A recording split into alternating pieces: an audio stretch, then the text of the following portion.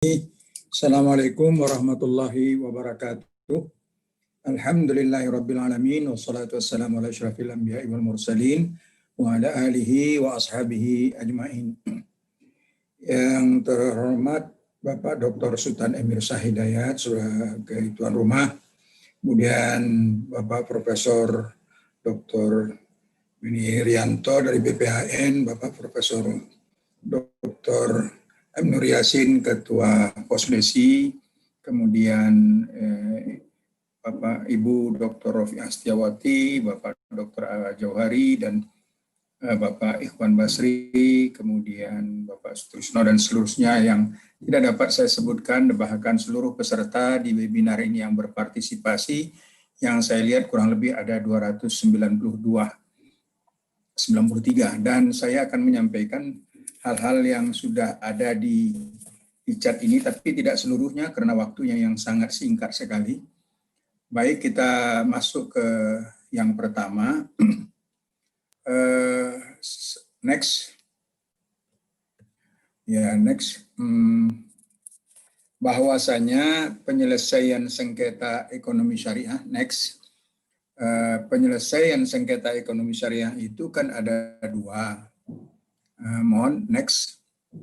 Ada dua, yang pertama secara litigasi dan yang kedua secara non-litigasi. Nah, kalau kita lihat secara litigasi itu ada dua. Yang pertama dengan secara sederhana, yang kedua secara biasa. Kalau sederhana itu di bawah 500 juta rupiah, itu dilakukan secara sederhana, di mana waktu penyelesaiannya hanya 25 hari sejak persidangan pertama. Kalau tidak bisa diselesaikan dalam 25 hari, next, maka akan menjadi tanggung jawab hakim. Dan tidak ada upaya hukum kecuali keberatan yang juga diajukan di pengadilan yang sama. Hakimnya hakim tunggal, keberatannya baru hakim majelis. Next, itu secara sederhana. Sedangkan yang di atas 500 juta dan ada persoalan pembuktian yang sulit, maka itu menjadi biasa.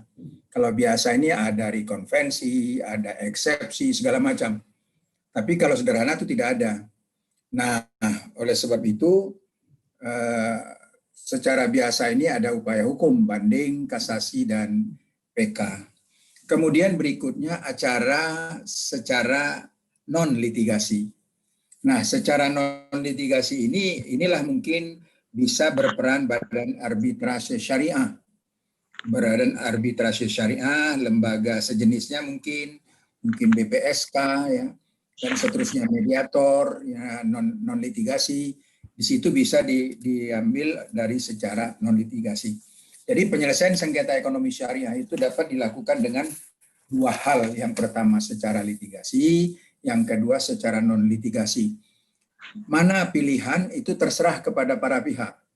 Jadi Pengadilan Agama sendiri tidak menjadi ada persaingan dengan lembaga manapun, tetapi merupakan pilihan para pihak ketika membuat akad.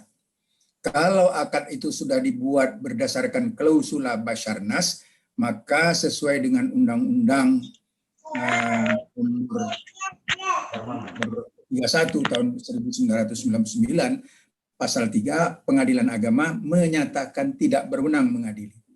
Jadi silahkan ke Basarnas dulu.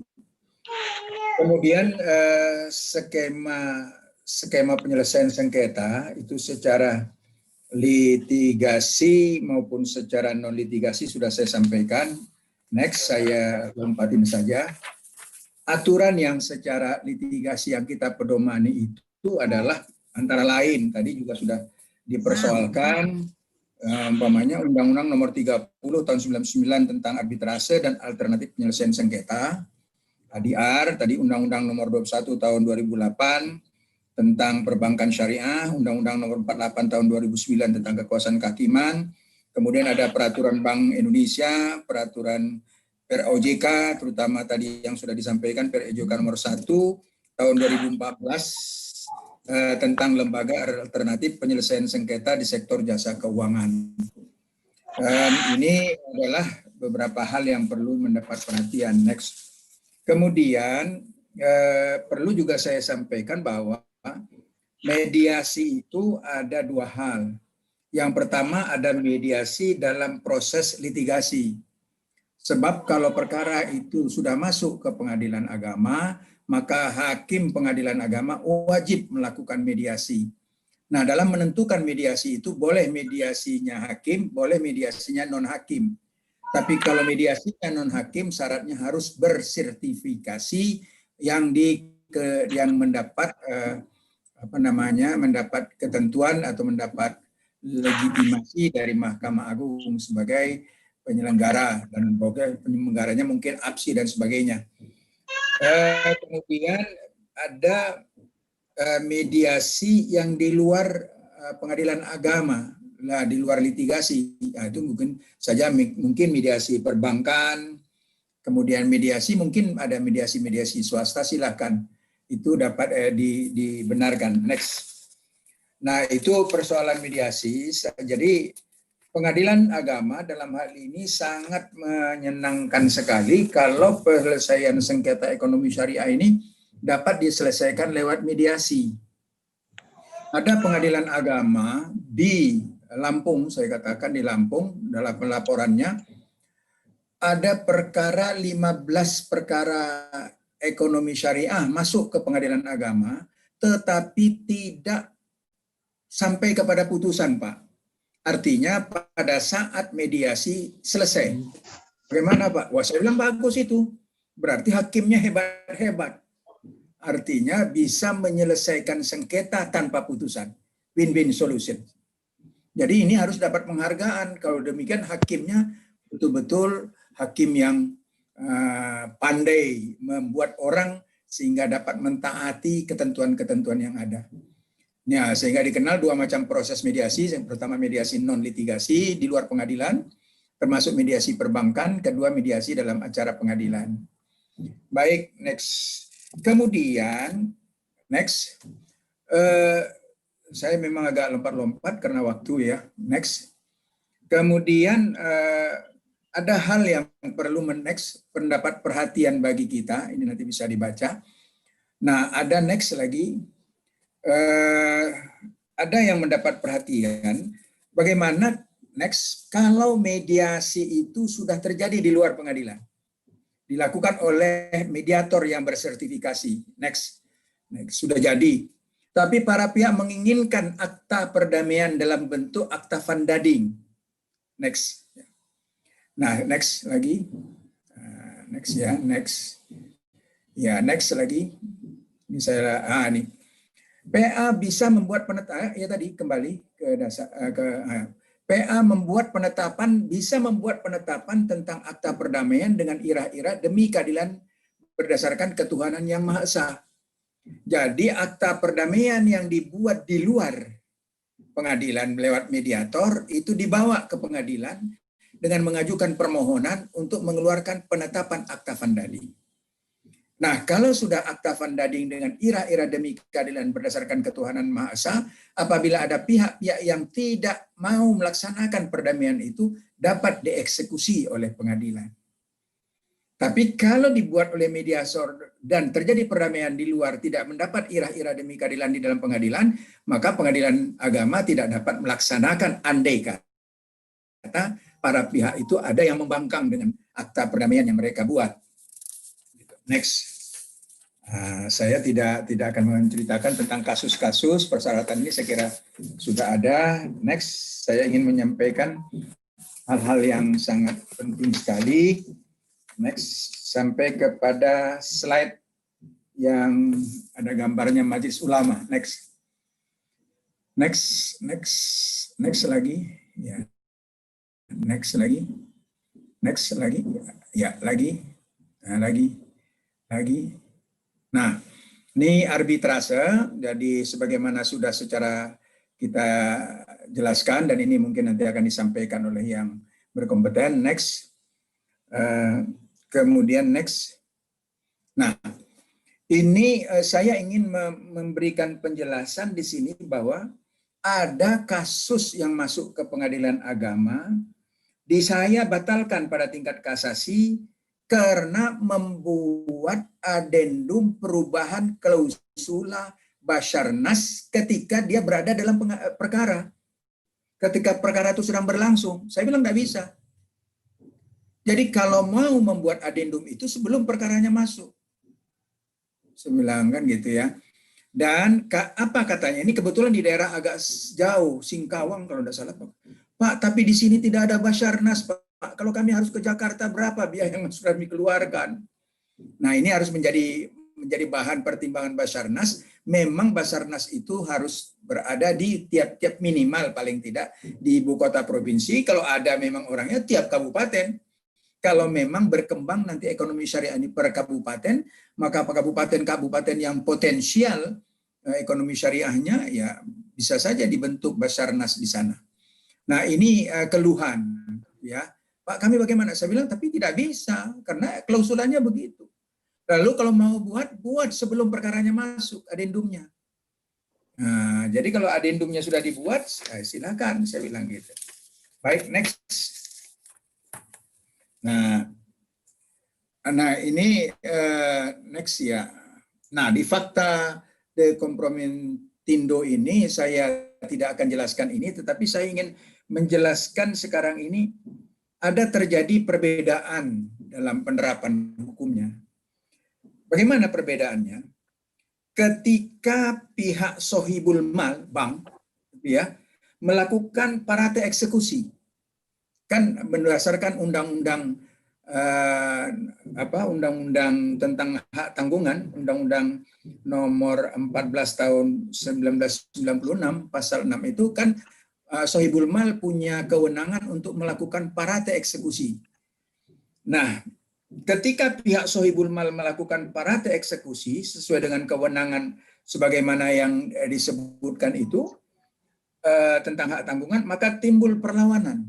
Mungkin di next kalau tidak salah ya, next ya, di slide berikutnya, next ya. Ketika sohibul bal atau tadi benar tadi, sesuai dengan kewenangan sebagaimana disebutkan di pasal 6 Undang-Undang Nomor 4 tahun 1996 tentang hak tanggungan, apabila timbul perlawanan, ini bank kan secara parate eksekusi, hak tanggungan berdasarkan akad syariah. Dapat diadili PA karena sudah masuk rezim eksekusi. Pengadilan mengatakan walaupun klausulanya Basarnas, tetapi itu bisa menjadi kewenangan PA karena sudah masuk rezim eksekusi. Artinya sudah pada pelaksanaan eksekusi, bukan pelaksanaan sengketa akad lagi. Itu pendapat yang pertama. Tapi ada pendapat yang kedua, harus diselesaikan terlebih dahulu ke Basarnas. Kalau pendapat yang kedua ini kita ambil, berarti pasal 6 tersebut tidak dapat dilaksanakan oleh sohibul mal. Ini berarti sama saja kalau dia mengatakan klausulanya pengadilan agama harus ke pengadilan agama dulu, berarti tidak dapat diterapkan pasal 6 Undang-Undang Hak Tanggungan ini. Artinya parate eksekusi sepertinya tidak kita anggap. Begitu ya. Padahal percepatan uang untuk perputaran uang itu kan harus dilakukan. Nah, timbul lagi persoalan ketika pihak ketiga yang tidak terikat dalam akad, tapi kepentingannya terganggu. Seperti objek hak tanggungan berupa harta bersama, ini rupa harta bersama, ketika membuat persetujuan dengan sohibul mal, istrinya atau suaminya tidak tahu menahu. Lalu dibuatlah APHT dan SHT. Ketika akan dilakukan eksekusi, si istri atau suami, itu kan harta bersama. Nah, ini menjadi persoalan. Termasuk juga berupa budel waris. Dia budel waris yang belum dibagi. Pewarisnya sudah meninggal, budel waris belum dibagikan, ada juga begitu ya.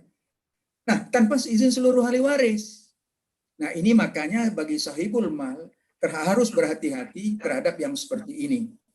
Nah, inilah yang menjadi kendala di pengadilan agama sehingga timbul perbedaan pendapat ya. Bagaimana kalau perlawanan-perlawanan yang seperti itu. Kemudian next berikutnya. Next lagi, saya tidak jelaskan lagi. Terus, ya ini nanti yang ya.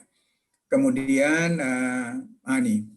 Jadi putusan Basarnas yang sudah ditandatangani arbiter bersifat final dan mengikat, salinan putusan itu ditandatangani arbiter harus diberikan kepada masing pihak dan telah diumumkan kecuali disepakati oleh para pihak, kemudian disampaikan ke pengadilan tidak lebih dari 30 hari kalau ingin dilaksanakan, kan gitu ya.